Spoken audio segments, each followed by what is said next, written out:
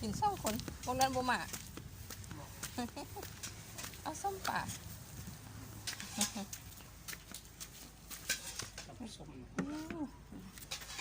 แซ่บเนาะ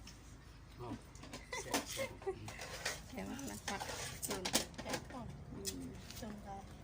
กินติดกับส้ม บ้าน กินกาแฟ อันนั้นนึงก็ได้ นี่ใช่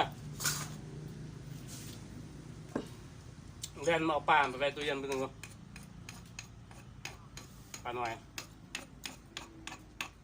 เค็มเกลือได้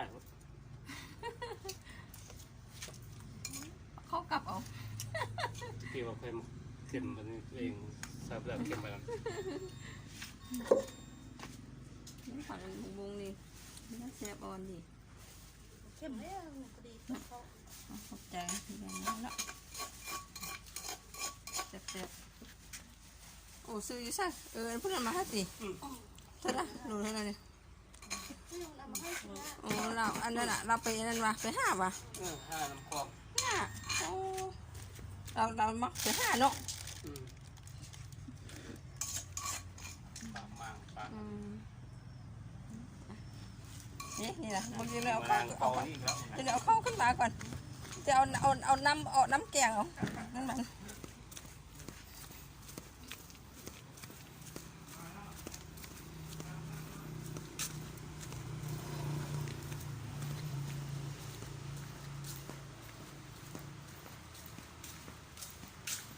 ทำส้มนะ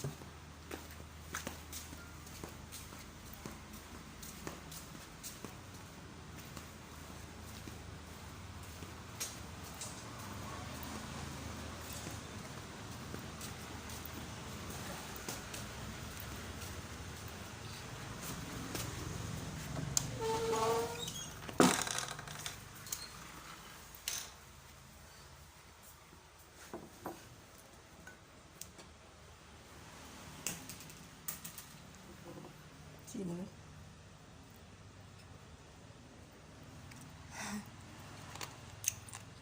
จ้ะน้ำธรรมชาติมุสกะปิใส่ยังน้ำเผ็ดผักยำเกลือแป้งนัวน้ำตาลตันเอง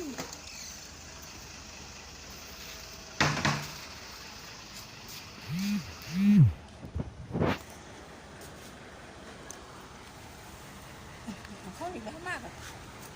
ดูเท่าไหร่ไม่กินนะ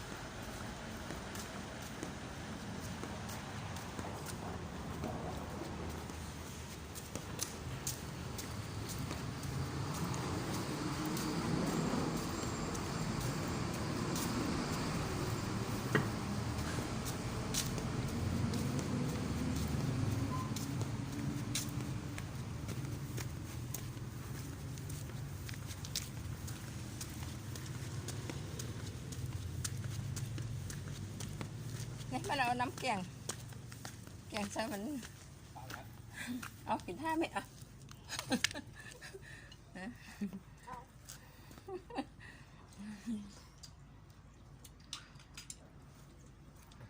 ห้องกินโบเซ่โบไป5 เลย